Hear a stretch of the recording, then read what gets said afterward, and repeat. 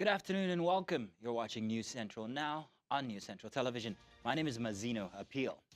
The top stories this hour. Chief of Defense Staff confirms more than 129,000 terrorists surrendered in 6 months. Minister of Power says federal government to add 150 megawatts to national grid before year end. And Ethiopia and Somalia agree to end bitter Somaliland port dispute. Details coming up now. Welcome again. News Central now at this hour begins with security matters. Chief of Defense Staff General Christopher Musa has announced that 129,417 Boko Haram terrorists and their families surrendered to the Nigerian forces between July 10 and December 9, 2024. Speaking at the 18th Africa Security Watch Conference in Doha, Qatar, Musa attributed the mass surrenders to the military's combined use of kinetic and non-kinetic strategies. The surrendered individuals include 30,426 fighters, 36,774 women, and 62,265 children. Musa emphasized that these efforts have established communities, reduced attacks, and boosted socio-economic development. The conference themed developing modules for people-centric governance also featured Vice Admiral Awala Zubairu Gambo, who highlighted the role of leadership in advancing peace and security across Africa. Earlier, we were joined by security expert Ikbalibo Inkotaria, who gave some insight into Nigeria's long-drawn war on terror. Could come together, raise funds together, share ideas together, and share intelligence together, and then make sure that the various security agencies operating within the states are in a common front or a common group. They form a common group that will, without delayed bureaucratic processes, execute as occasion demands. Most times, what really causes problem or what really leads to escalation is the delayed process, the delayed bureaucratic process that is required to execute or to implement certain decisions. So if the various state governments will take off those bottlenecks and empower the security agencies to take action as occasion demands, then the synergy among the agencies and the states would help in fighting crime to a large extent. Now, staying with security, troops of the Nigerian army have thwarted a bandit attack in Taraba State through a well-coordinated operation. In a statement released on Thursday, Acting Assistant Director of 6th Brigade Army Public Relations, Captain Olubodun Deoni, confirmed the development when he said that troops from 6th Brigade Sector 3, Operation Whirl Stroke, acting on credible intelligence about an impending terrorist attack on several villages, successfully foiled the planned assault in the southern part of the state. 3 bandits have been killed and 2 herders injured as soldiers recovered rustled cattle in Kurutu village, Kachia local government area of Kaduna State. A local community leader confirmed the incident, saying the rustled cattle were found near Hayindam Forest, bordering Janjala community in Kagako LGA. According to him, the bandits had attacked a Fulani settlement in Kurutu village, rustling livestock and wounding 2 herders in the process. The injured herders were later taken to the troop hospital, or rather by the troops, to a hospital in Katari village along the Abuja-Kaduna highway for treatment. An improvised explosion device has exploded or claimed 2 lives at a 200-unit housing estate under construction in Dalwa, Borno State. We understand that the explosion occurred at about 1 p.m. on Wednesday, coinciding with the commissioning of housing estate in Maiduguri by Governor Babagana Zulum and his Yobe counterpart, Mai Malabuni. A source said that a similar incident took place on Tuesday, though details remain unclear. Dalwa, located 175 kilometers from Maiduguri, is one of many settlements devastated by Boko Haram insurgents. As part of his administration's reconstruction efforts, the governor launched the rebuilding of 200 homes in the community. The national grid collapsed once again on Wednesday, marking the 12th failure in 2024 and resulting in a nationwide blackout. Data obtained from the Nigerian Systems Operators Portal revealed that the grid recorded 0 megawatts as of 2 p.m. on Wednesday. Confirming the collapse on its X page, the Abuja Electricity Distribution Company reported that the system failure occurred at 1:33 p.m. Similarly, Friday, Adekole, head of corporate communications at Jos Electricity Distribution Company, stated on Facebook that the outage affected all feeders. This year, Nigerians experienced the first national grid collapse on 4th of February. Subsequent collapses occurred on 28th March, 15th April, 6th July, and 5th August. Further blackouts were recorded on 14th October, 12th of October, and 19th of October. The grid also failed on 6 November, followed by another collapse just 72 hours later.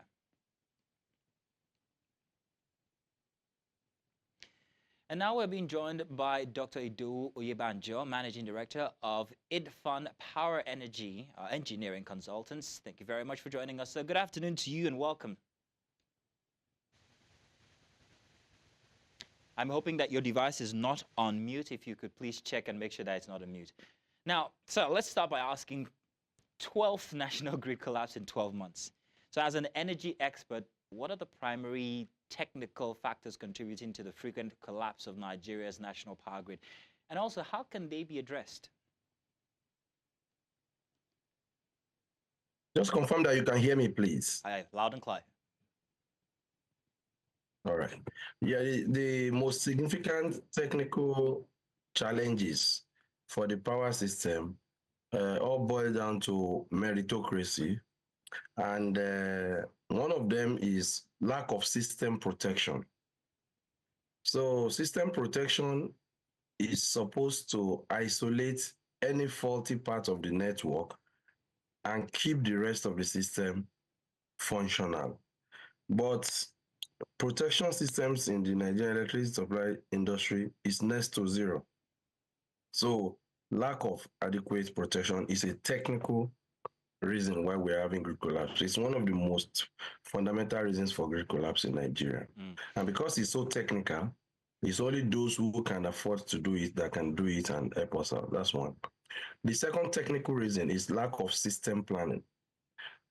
System planning means that projects that are done in the Nigerian electricity supply industry will be based on studies that show that those projects are necessary.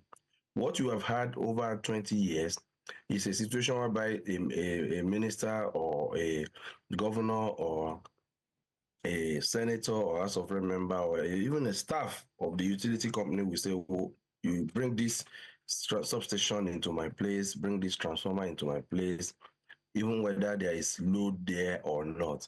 And such attitude, such actions cause grid collapse because of what we call the Ferranti effect. The Ferranti effect means that if a place has little or no load and you pick a lump of impedance, which a transformer is, into that place, you get what we call voltage rise. And when this voltage rises beyond the insulation, peak insulation value for protection for the equipment, it will damage the equipment, and thus you will have broken your network yourself just because of not doing proper system planning. Another technical thing that is responsible for where we are now is the lack of coordination in the project implementation in the power sector. You have a situation where there is a misalignment between the capacities that we can generate, 13,900 or so, transmit 5,500, and distribute a battery 3,500. So this huge difference between what can be generated and what can be transmitted or distributed is a misnomer. And it's happening because there is no proper coordination of the investment in the power sector.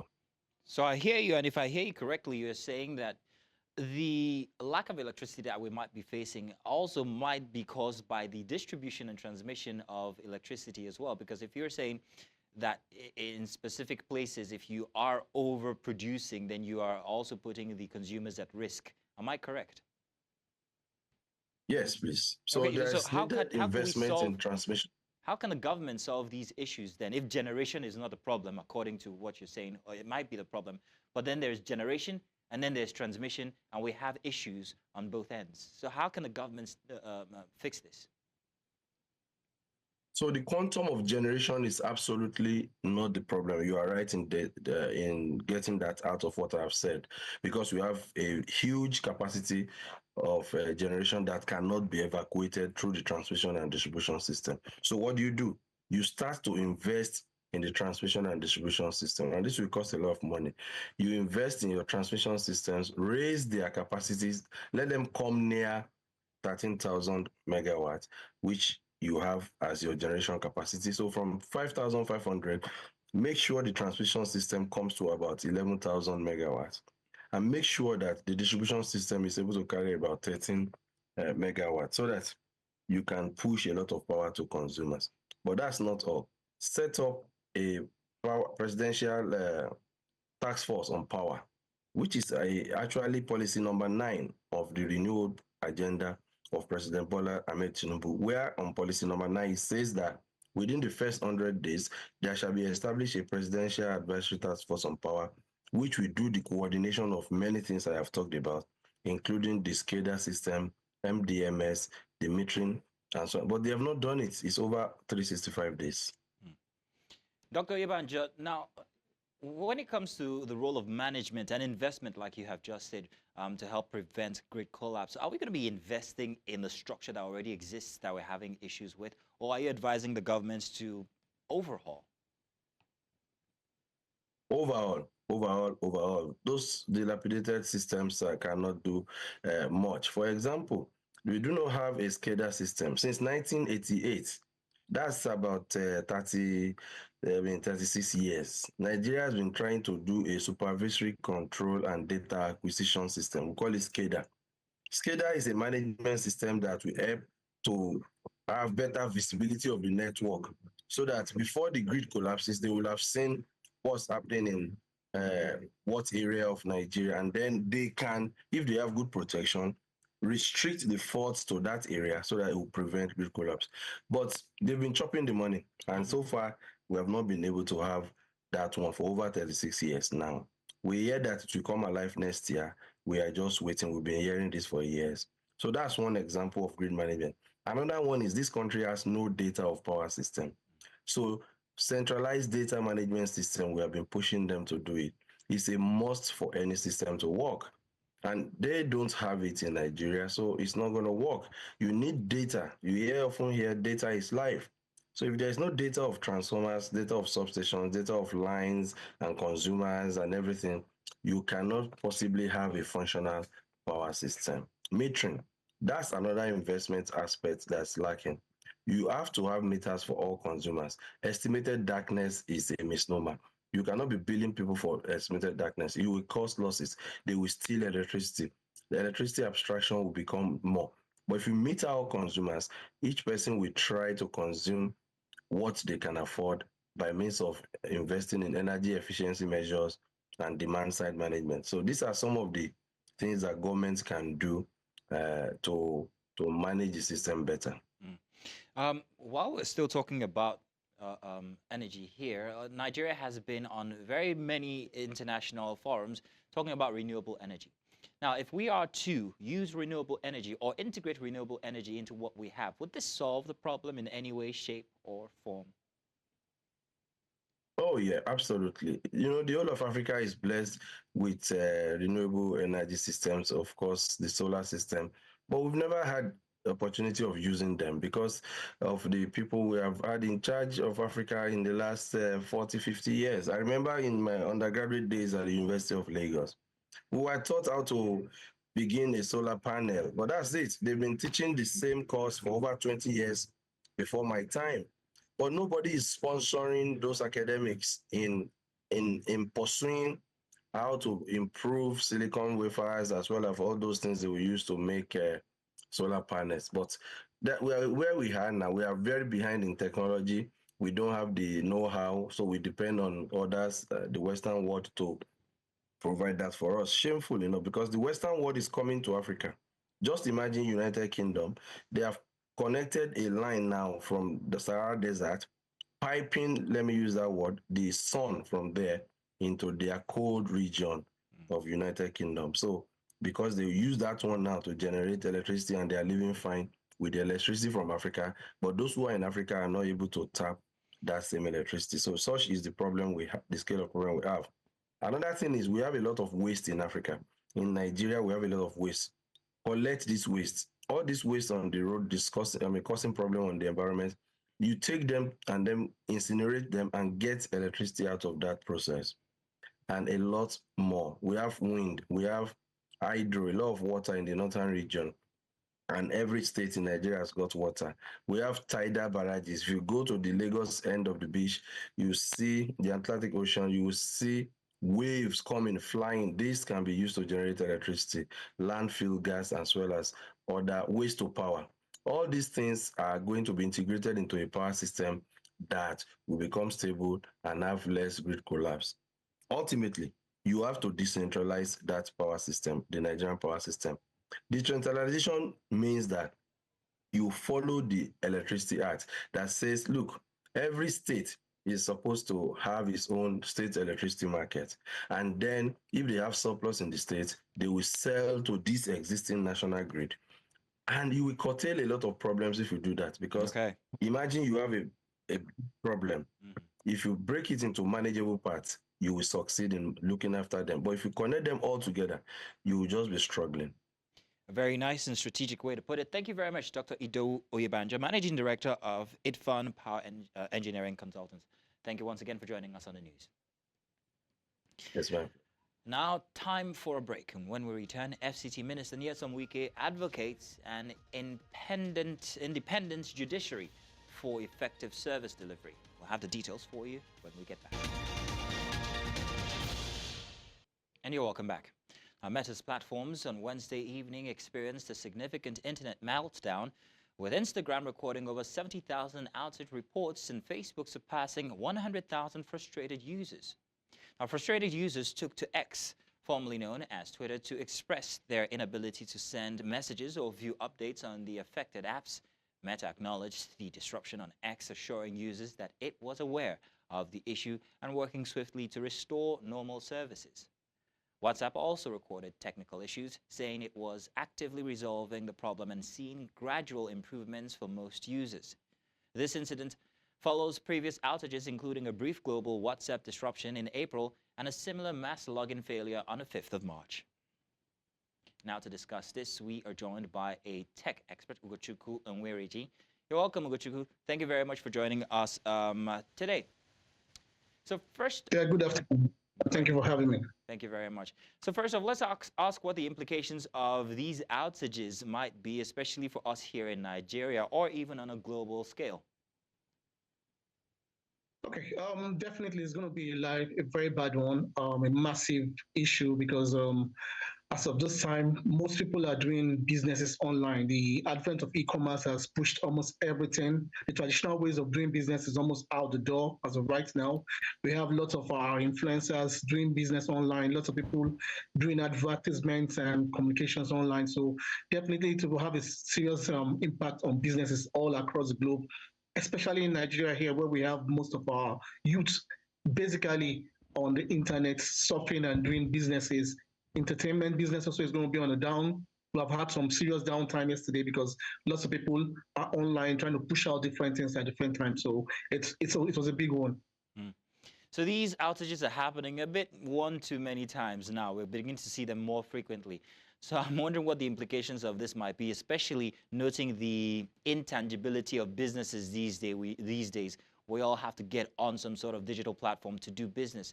So what are the implications of these frequent outages, and how bad could it get? Okay, firstly, we need to understand what happened exactly. As of right now, it's been very sketchy getting information about what exactly happened. But from an expert point of view, I think is what we call the SPOF, the SPOF, which is a single point of failure. Because in the network balance, what we call SPOF, which is a single point of failure, is a part of the system that if it fails, it makes the entire system to stop. And that is what I think should have happened, because we've not had Meta come out to say that there has been any breach in security or a cyber attack. As of right now, what we have is still sketchy. But looking at what has gone down, I think it looks more like a single point of failure, and they're trying to patch this up. Firstly, the first impact happened at around 12:30 p.m. New York time, which is like 5:30 p.m. UK time and 4:30 p.m. 4:30 a.m. of time in Sydney, Australia, at about 18 hours GMT roundabout. Everybody started witnessing some really little issues on Facebook, IG, WhatsApp, all the major meta platforms, the platforms I would like to call the Mac platforms.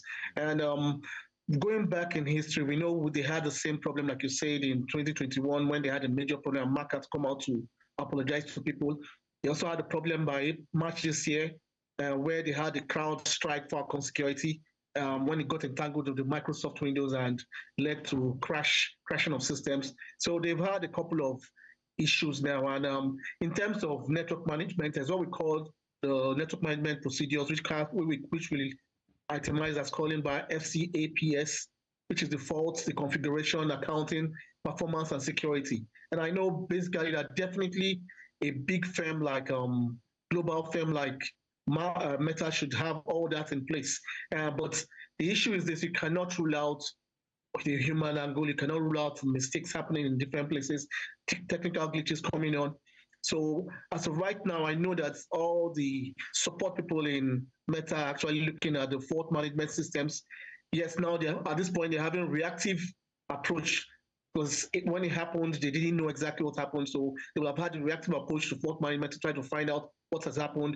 As of 5:30 p.m. yesterday, they came out to say, New York time, they came out to say that they had about 99% resolved the issues that they were having, and that they were looking forward to make sure they get back to normal operations. Okay, Ogochukwu, sorry, just to save time, I wanted to know, now most of these platforms are actually messaging platforms, so it brings the question of security here. So how safe are our, information that we have been plotting through these platforms? As of right now, they've not called it a security breach. It's looking more like a technical breach, a technical glitch. So as like I was saying, they've done the reactive approach, which was reactive fault management in bringing up the system up to 99%. As of right now, they should be going into the proactive approach, which is assessing all the critical components that they have, their nodes, the modules, each systems and the network, checking out which of the critical components had issues. By the time they look at this and find out the faults, then they can now build up a very higher level of fault tolerance to make sure that this does not happen again. So as of right now, they've not said there was a breach in security, so which means that our information are still very secured, and I don't think anybody has come out to take any claims that there was any breach or you've lost any information so far. With all those that have gone back into the networks, I think most of the Meta platforms are working quite all right now. So as of right now, like I said, the information about what exactly happened is still sketchy. So we're looking at waiting for them to come out and finish up their network procedures, network management procedures, which has to do with the fault management, configuration management, accounting management, performance management, and security management. Until they do the FCAS strategy, they won't be able to get out and get the exact information. But in due course, they will be able to get information and able to now do a proactive fault management system where they will have very high fault tolerance to make sure that things like this do not happen again. And what recourse do business owners have in terms of these failures? What could they do if this was to happen again in order to save information or perhaps continue business activities? Where do they fall? Where do they fall onto? When you're using a platform that is not yours, an app that is not yours, you're basically in the hands of whoever owns those apps, because you are a user, you are not the owner of the app. So in most cases, most of those big security, network companies, they have a lot of servers, have a lot of plus ones. That was what we call redundancy, and try to make sure they do not get into issues like this. So automatically, I know that definitely Meta has all this in place, but you cannot rule out technical glitches happening due to one reason or the other. Since they said it's not a cyber attack, we have to actually wait for them to finish up their reports and come out with us to tell us exactly what happened. But I think as of right now, the support people are on top of their game, and they came back on less than 12 hours, which is very okay, and everything is working normally. For right now, there is nothing you as a user can do. You were just a user.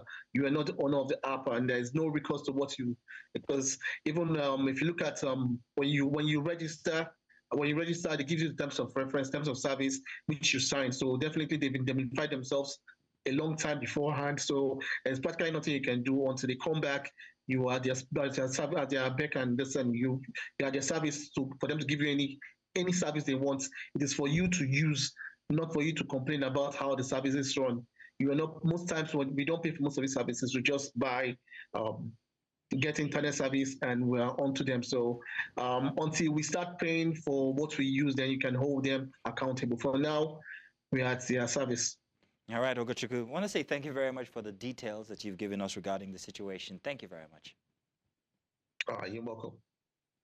Now, away from tech issues, let's also tell you that the wave of defections plaguing the Labour Party continues, with the latest development coming from Abuja, where Alfred Iliya Ajang, representing just South and East Federal Constituency, has defected to the All Progressives Congress. The defection was announced through a letter read by the Speaker of the House of Representatives, Tajuddin Abbas, during Thursday's plenary session. Ajang cited internal crisis within the Labour Party as the reason for his defection. However, the announcement sparked a rowdy session, with some lawmakers expressing concerns over the letter's content. Minority Leader Kingsley Chinda argued that the letter did not comply with the House's constitutional provisions and therefore should be rejected. And in more news, Minister of the Federal Capital Territory, Nyesom Wike, has called for the independence of the judiciary so that they can effectively play their roles as enshrined in the nation's constitution. The minister, while speaking at the 2024 Annual Justice Conference in Abuja with the theme Judicial Introspection, says that judges must live above board, be watchful, and safeguard their integrity so as to maintain their independence. Also, the president of the nation's Court of Appeal, Monica Dogbang Mensem, tasked judges present to involve, or rather to improve on their capacity and exhibit the highest sense of integrity so as to remain truly independent. Stability of our constitutional democracy rests largely on the eternal vigilance of the judiciary in holding the legislative and executive arms of government bound by the Constitution and the law. The need to safeguard the integrity and independence of the judiciary cannot be overemphasized. Without the confidence of the people and the impartiality and independence of the court, the effectiveness of the court system will be destroyed. It's my humble submission that there's an inextricable nexus between the adjudicative role of the judiciary in our constitutional democracy and its independence, because the judiciary cannot perform its role as the guardian of the Constitution unless it is independent of the executive and the legislature. As we are looking inward, which is what this conference is, what kind of a justice are you? Is that justice that is learned? Is that justice that is ready to keep learning? Is it that justice that has character? Or is it a justice that when they don't even look for you, you look for them to try to influence you? No matter the amount of money they give to the judiciary, because we're always focusing, oh, they don't give us enough money, all this and that. No matter what you're given, you don't have character, you can never be independent. To address the growing challenges posed by drug trafficking, as well as reduced drug-related crimes and other criminal activities, Nigeria's federal government says it is set to partner with the United Nations Office on Drug and Crime. The Minister of Youth Development made this known while receiving a delegation from the UNODC at the ministry in Abuja, saying that the partnership will help promote social awareness, community resilience, and foster a safer and healthier environment for all citizens. I am very pleased with the reintroduction of the Nigerian Youth Help Desk.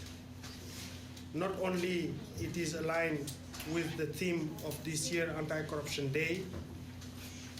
It is a viable initiative that can empower young people as agents of accountability and provide ample opportunity to address the various challenges that youth face in accessing justice. Under this administration, we are determined to rebuild the trust that has been lost and to make the government get more closer to the people, to the young people. For years, the young people have always had the feelings of being let out, no doubt about that.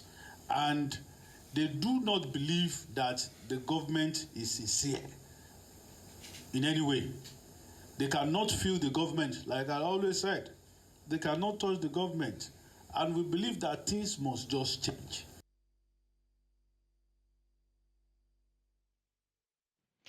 Coming up, Somaliland port dispute. Ethiopia, Somalia agree to end bitter row. We'll do a break, and when we get back, the information on that one.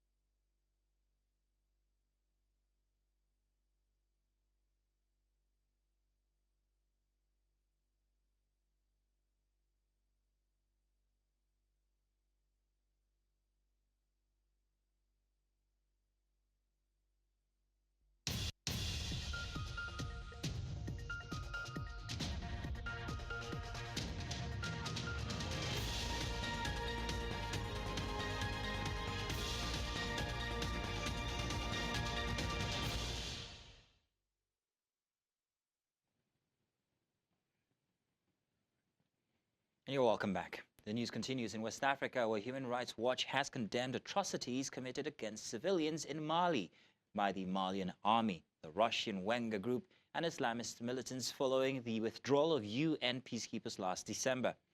The departure of the UN mission left Mali without its 15,000-strong force, which had played a critical role in protecting civilians and upholding human rights. HRW said since May, Malian forces and Wenger operatives have killed at least 32 civilians, disappeared 4 others, and burned over 100 homes. Meanwhile, Islamist militants linked to Al-Qaeda and ISIS have executed 47 civilians and displaced thousands since June.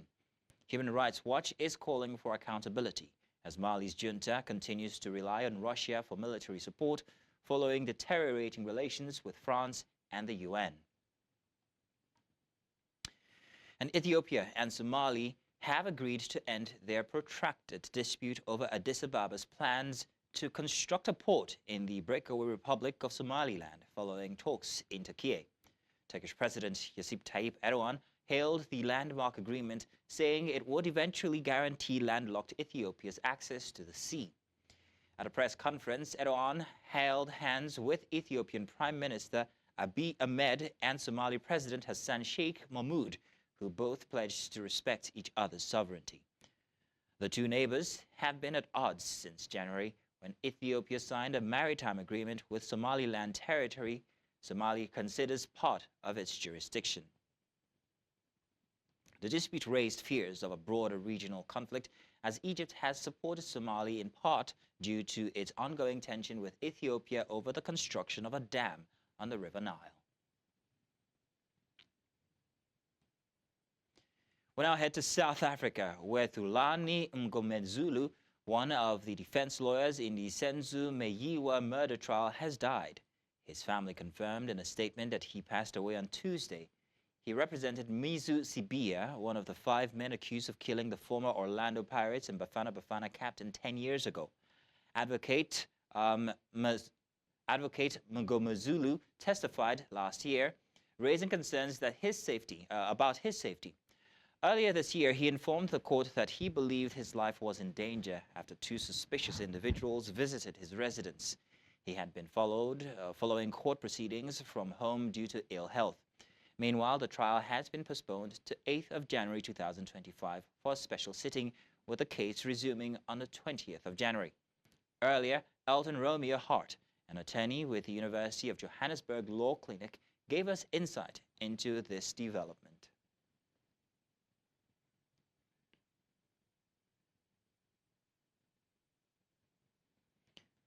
Now, still ahead, new era for Syria as rebels announce plans to close notorious prisons.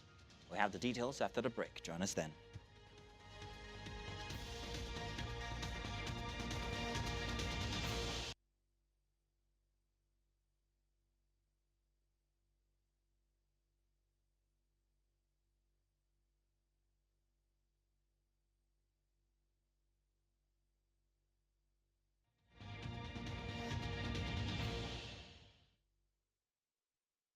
Welcome back. Syrian rebel forces have announced plans to close the notorious prisons operated under the regime of ousted President Bashar al-Assad, pledging to hold those responsible for torture and killings accountable. Rebel leader Ahmed al-Sarraj, also known as Abu Muhammad al-Jolani, declared the dissolution of Assad's security forces, signaling a new chapter for the war-torn nation. The announcement comes in the wake of harrowing videos showing thousands of detainees being freed from Seydiania prison, infamously described as a human slaughterhouse by rights groups.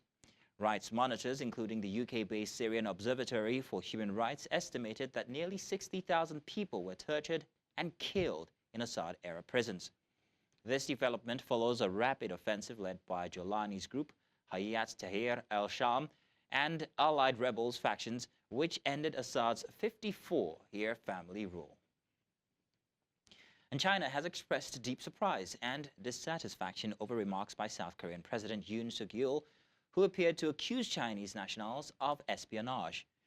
The comments were made during a defiant address on Thursday, in which Yoon defended his controversial decision to declare martial law and deploy troops to the South Korean parliament, a move that has thrown the country into political turmoil. In his speech, Yoon accused Chinese nationals of photographing and filming military sites in South Korea, describing these actions as apparent espionage attempts. Beijing swiftly rejected the accusations, with Chinese Foreign Ministry spokesperson Mao Ning addressing the matter at a press briefing. Without directly naming Yoon, Mao criticized the remarks as groundlessly hyping up so-called Chinese espionage and stated that China was deeply surprised and dissatisfied. 注意到有关情况，对韩方上述言论深感意外和不满。中方对韩国内政不做评论，但坚决反对韩方将内政问题同涉华因素相关联。 炒作莫须有的所谓中国间谍，抹黑正常的经贸合作，这不利于中韩关系健康稳定发展。中国政府一贯要求在海外的中国公民遵守当地法律法规。我们注意到，韩方提到的有关个案尚未形成结论，中韩相关部门一直保持着沟通。 中方再次敦促韩方公正处理涉中国公民案件，及时向中方通报案件处理情况，切实保障涉事中国公民的安全与合法权益。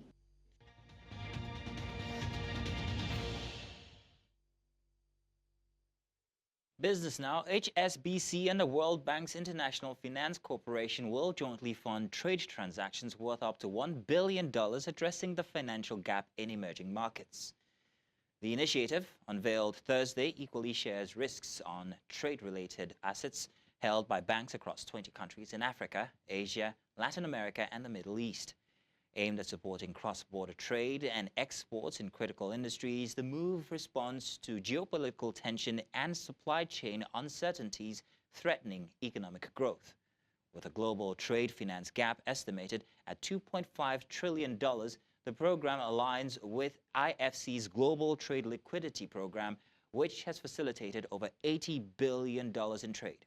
Officials from IFC and HSBC highlighted its potential to foster growth and stability in emerging markets. Still on business, oil prices remained relatively unchanged on Thursday, with Brent crude featured up to 31 cents to $73.83 a barrel, while U.S. West Texas Intermediate crude features rising 22 cents to $70.51 early this morning. Gains were capped by weak demand forecast and an unexpected rise in U.S. gasoline and distillate inventories, despite the potential impact of new EU sanctions targeting Russia oil flows. OPEC revised its demand growth forecasts for 2025 downward for the fifth consecutive month, marking its steepest cut yet. Analysts at ANZ noted that investors are closely watching the International Energy Agency's forthcoming market balance estimates for 2025. Meanwhile, the Energy Information Administration reported a larger-than-expected build in U.S. fuel stocks.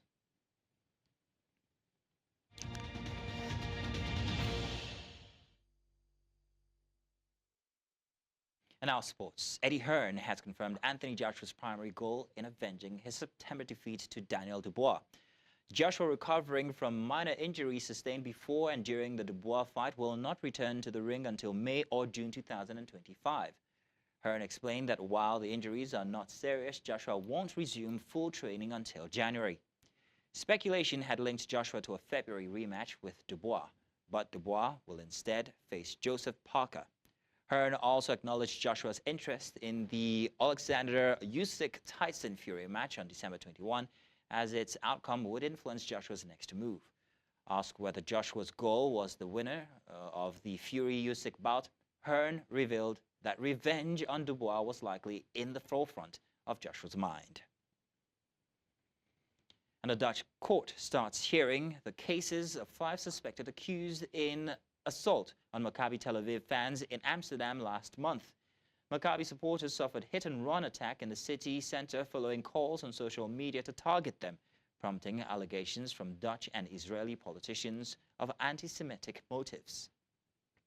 The suspects, ranging in age from 19 to 32, face a 3-judge bench at the Amsterdam District Court in staggered appearances. 2 more suspects will appear on Thursday.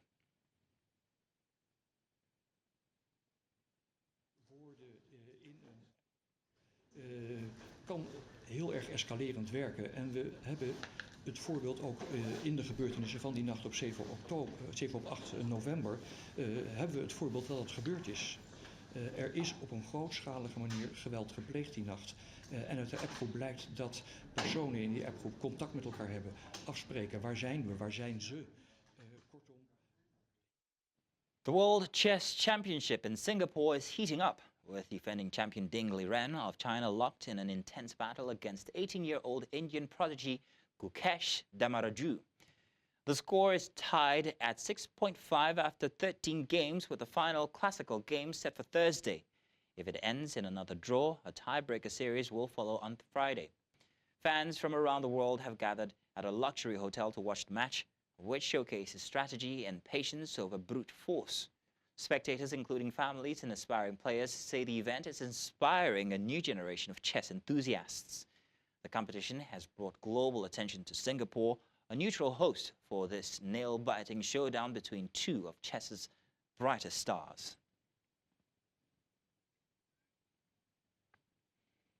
And that's all for this hour. But before we go, let's take another look at some of the major stories.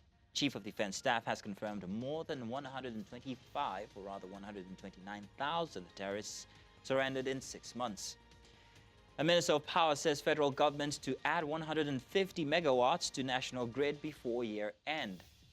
And Ethiopia and Somalia have agreed to end bitter Somaliland port dispute. Do remember that you can watch News Central live on DSTV channel 422, Star Times channel 274, Avo TV, and of course on YouTube. Many thanks for watching. My name is Mazino Appeal.